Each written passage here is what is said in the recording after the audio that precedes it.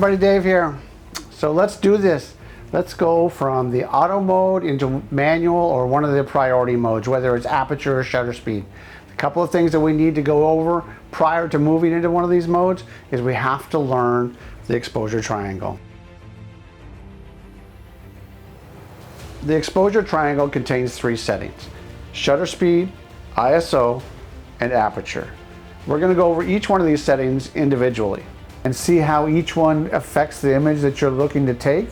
And then what we'll do is we'll try to combine them all together to see how they affect each other to create the images that you're looking for. So the first thing we want to do is go over aperture.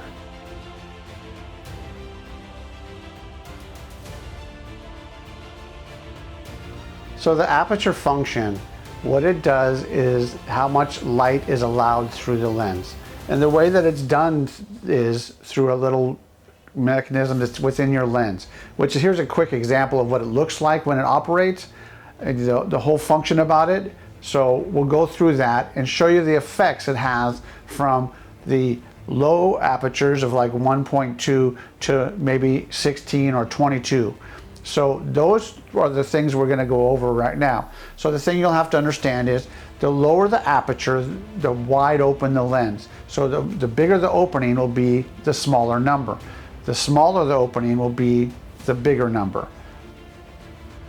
Now the effects that this has, we're going to go over right now. So when we have an aperture of, let's say, 1.2, what's going to happen is the item that you're focused on, meaning the face or the animal or whatever you're focused on, it will be in focus. But the background or the background will be blurry, or they call it bokeh, or however you want it. It's the focal plane of where it is. So this focal plane is where you're going to focus. Everything behind us will start to be a little more blurry.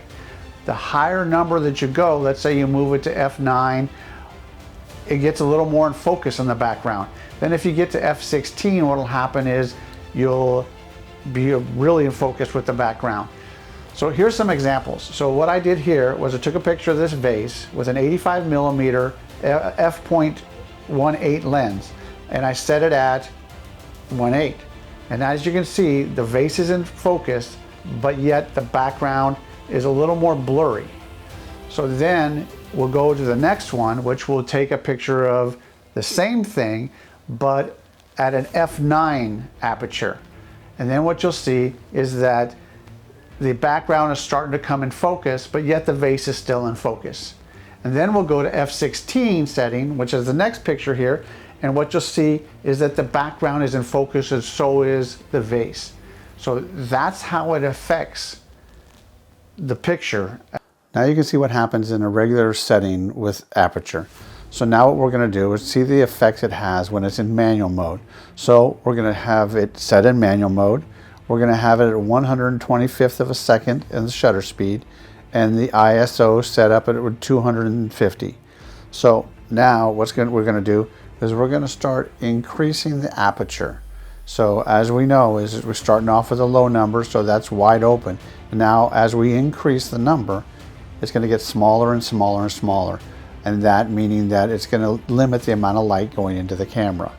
So eventually what's going to happen, with the settings all set the way they are, the picture is going to get really dark.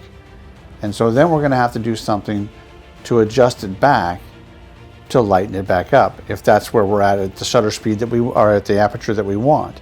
So when we correct it, we have to either do something with the shutter speed or with ISO. So in this example, we're just going to start bumping up the ISO.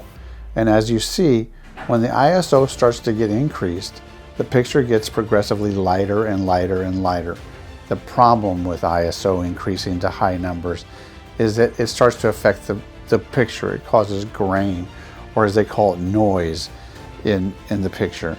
There's ways to correct it, meaning with software, programs like Topaz Denoise, or even just plan your shoot better so that when you got your aperture you want and the shutter speed set, the ISO isn't going to be as high, so you don't have to worry about the grain and those problems.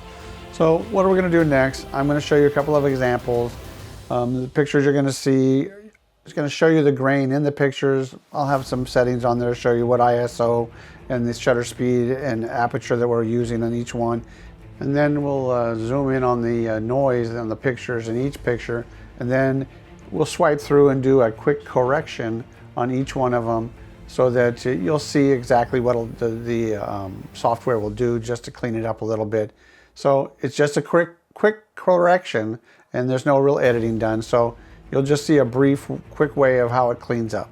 So then we'll just proceed from there and talk about the next video.